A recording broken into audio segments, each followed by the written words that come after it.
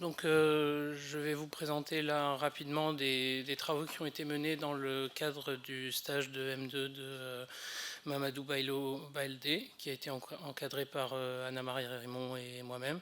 Et donc, le sujet de recherche, c'est l'import des données massives, quel impact sur les données et la communauté d'OpenStreetMap. Donc, ce travail de recherche s'inscrit dans le... Alors,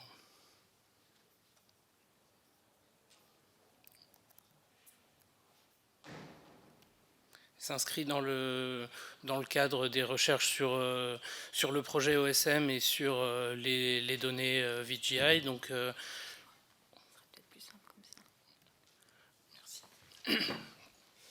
les données de type VGI ont commencé à apparaître et à être analysées au milieu des années 2000. Donc le projet OpenStreetMap a été créé en 2004. Les premiers travaux de recherche sur le VGI ont commencé en 2007 avec Goodchild, et à partir des années 2010, il y a eu tout un mouvement de recherche sur quelle est l'analyse de la qualité des données VGI, les recherches sur comment fonctionnent les communautés de contributeurs et les défis pour la réutilisation des données VGI. Donc nous, la question qui nous intéresse, donc OpenStreetMap, c'est un projet VGI très important, donc, dont l'objectif est de fournir une cartographie libre mondiale avec un modèle relativement flexible qui permet à un grand nombre de contributeurs d'expertises très diverses de contribuer.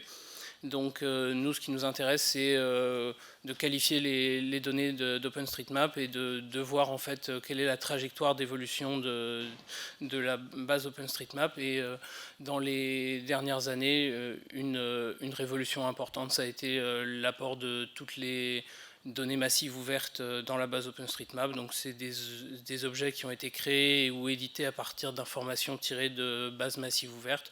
Comme, alors avant il y avait le cadastre et maintenant il y a la BD Topo en France. Donc la communauté OpenStreetMap, donc il y a beaucoup de dialogues, ils ont les contributeurs échangent sur des pages wiki, et donc ce type d'import est vraiment encouragé par la communauté, et les contributeurs partagent des instructions et des outils pour réaliser ces imports de données massives de la meilleure manière possible. Donc bien sûr, ces imports entraînent des changements dans la base OSM et dans la perception des contributeurs de la relation qu'ils ont avec le projet, puisque à ce moment-là, OpenStreetMap n'est plus seulement une création de contributeurs individuels, mais un mélange de contributions individuelles et d'informations qui viennent de bases libres massives. Donc pourquoi étudier les imports massifs? Donc nous, ce qui nous intéresse, c'est finalement se dire vers quoi se dirige le projet OpenStreetMap. Est-ce qu'il va continuer à rester un projet VGI qui est fortement caractérisé par les interactions individuelles entre contributeurs, donc avec une forte activité d'édition, de création qui vient de contributeurs individuels, ou au contraire, est-ce qu'il peut devenir un lieu d'agrégation de données libres qui ne sont pas forcément rééditées? Nous, ça nous intéresse pour les questions de qualification et la réutilisation des données OSM, pour se dire que si le travail des contributeurs peut être une forme de garantie de qualité de la donnée, est-ce qu'on peut à ce moment-là utiliser les données OSM pour enrichir d'autres bases libres ou pour des applications spécifiques à partir du moment où c'est des données qu'on peut considérer comme étant de bonne qualité? Donc le travail de recherche s'est fait en 3 étapes. Donc tout d'abord, on a classifié les sources des données OSM et identifié à quelle source à quel type de source correspondaient ce qu'on appelle des imports massifs. Ensuite, on a analysé les modifications qui sont faites sur les objets OSM qui sont issus d'imports massifs. Donc pour ça, on a classifié les différents types de modifications individuelles qu'on peut faire sur un objet OSM, et on a analysé finalement la caractéristique de l'évolution des données issues d'imports massifs. Et dans un troisième temps, on a essayé d'identifier des motifs, des patterns d'évolution des données importées. Donc est-ce que c'est est-ce qu'il y a des motifs typiques que suivent ces données. Donc la zone d'étude qu'on a prise, c'est l'ancienne région Midi-Pyrénées.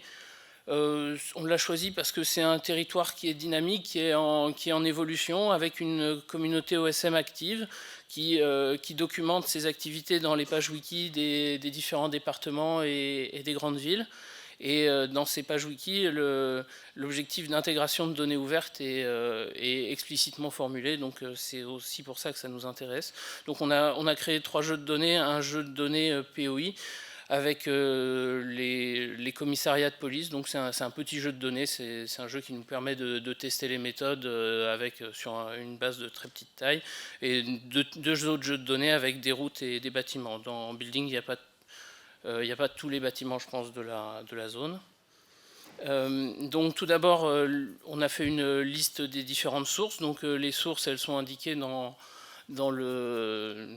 Alors les données OSM, en fait, elles ont un numéro d'identifiant, une géométrie et un certain nombre d'informations supplémentaires qui sont contenues dans les tags. Et chaque tag, en fait, il y a une clé et une valeur. Donc nous, ce qu'on a regardé, c'est les tags avec la clé source. Et donc on s'est intéressé aux différentes valeurs. Alors on a listé les différentes sources et identifié les redondances, parce qu'il peut y avoir des différences d'orthographe ou de dénomination de la même source. Et ensuite on a essayé de faire une classification des principaux types de sources. Donc il y a les sources qui sont des bases ouvertes massives, donc qui correspondent à des imports massifs de données. On a de l'analyse de photographie, de la vectorisation d'images satellites, on a de l'exploitation de données GNSS, et enfin on a toutes les données pour lesquelles on a une absence de source.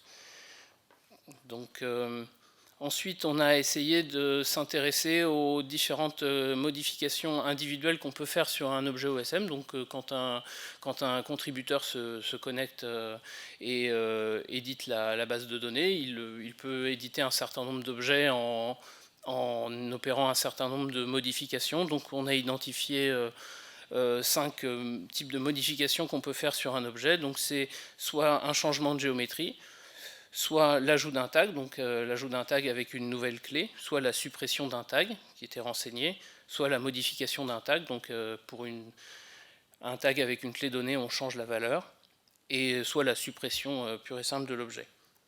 Donc ensuite, sur nos 3 jeux de données, on a regardé le nombre d'éditions pour chaque objet importé, et ensuite les types de modifications qui ont été opérées.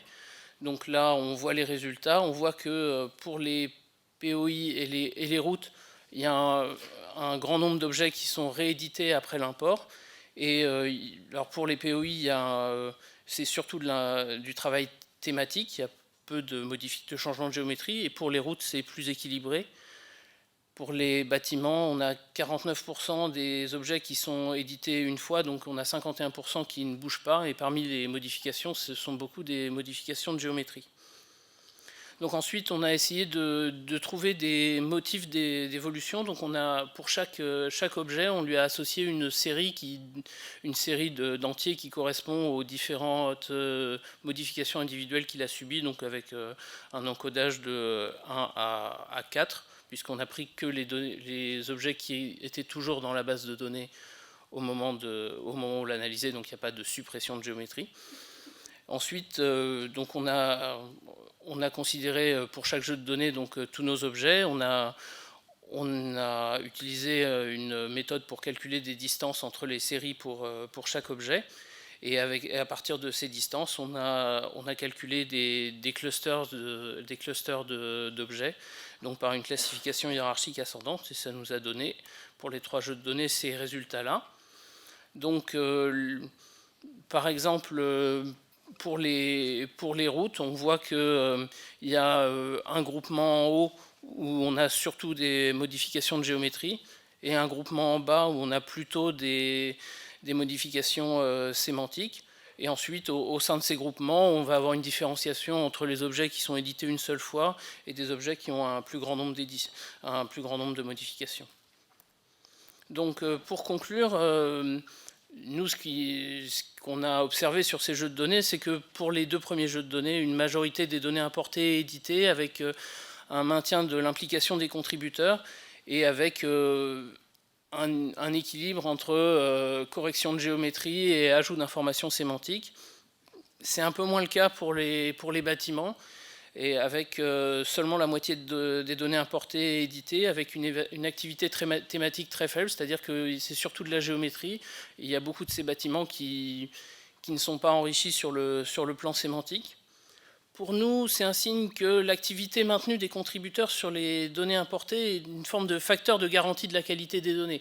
Sur le plan du processus, ça veut dire qu'on pense que ça peut conduire à des données de qualité, avec une possible exception pour les données de type bâtiment. Alors l'hypothèse qu'on a, c'est peut-être que ces données sont trop nombreuses finalement pour la taille de la communauté OSM. La différence avec les routes peut aussi s'expliquer par le fait que la communauté OSM est très intéressée par les routes. Il y a beaucoup de routes qui sont éditées aussi grâce à des traces GPS, qui est plus dur à faire avec des bâtiments. Alors maintenant que finalement on a quantifié l'activité des contributeurs, notre objectif c'est aussi d'établir un lien formel, vérifié entre activité des contributeurs et la qualité et la fraîcheur des données, ce qu'on n'a pas fait là, et enfin, c'est une hypothèse qu'on a et qu'on voudrait vérifier. Merci de votre attention.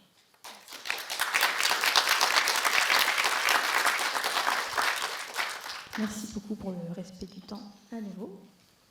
Des questions? Oui, on voit déjà.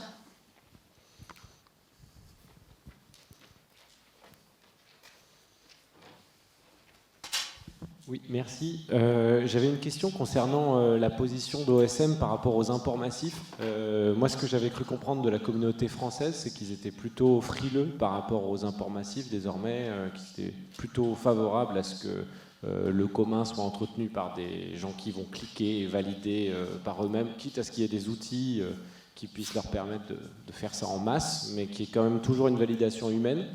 Est-ce qu'il y a plus d'infos là-dessus ? Oui, moi c'est ce que j'ai compris. Alors c'est vrai que les données qui viennent de grandes bases de données, elles peuvent, je veux dire, dans le pire des cas, arriver à écraser tout. Je pense que c'est exactement ce que la communauté veut éviter et qui peut conduire à une démobilisation des contributeurs. Nous, ce qu'on a constaté, c'est qu'en allant voir les forums, il y a beaucoup de projets qui sont justement l'intégration, je vais dire, raisonnée de ces sources. Donc, c'est-à-dire que les contributeurs, il y a des indications pour que les contributeurs ils aillent chercher dans ces sources et par exemple, si l'objet existe déjà, qu'il conserve le même numéro avec l'historique. Donc pour faire ça proprement, il y a des initiatives qui s'appellent Projet du mois dans OpenStreetMap, qui sont en fait d'intégrer des données ouvertes. Alors c'est pas forcément des grosses bases comme la DB des topos, mais ça peut être des données de feu, des données d'arrêt de bus, et d'essayer d'avancer pendant un mois sur ces données, et justement de le faire avec finalement de cumuler l'avantage de la richesse et de la masse de données avec l'implication individuelle des participants. Il y avait une question là. Il y avait une question là.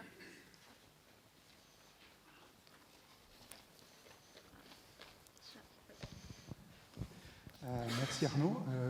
Je me demandais si ce que tu constates sur les bâtiments, c'est pas dû aussi au fait que l'import massif des bâtiments, il est particulier, c'est qu'il est de très mauvaise qualité, puisque c'est de la reconnaissance automatique sur des images.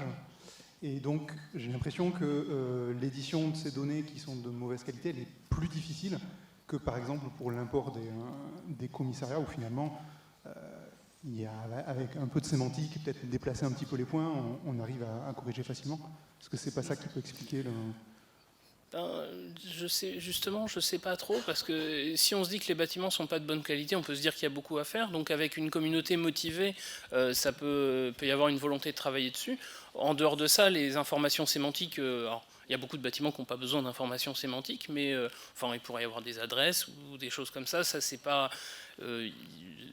alors, nous, la question qu'on se pose, qui n'est pas complètement résolue, c'est est-ce que justement ces imports massifs qui sont extrêmement violent. Est-ce que ça a un effet démotivateur sur les contributeurs? Nous, c'est des choses qu'on aimerait continuer à analyser. Alors peut-être aussi en allant voir les forums et les réactions des gens, au-delà de se concentrer sur la donnée.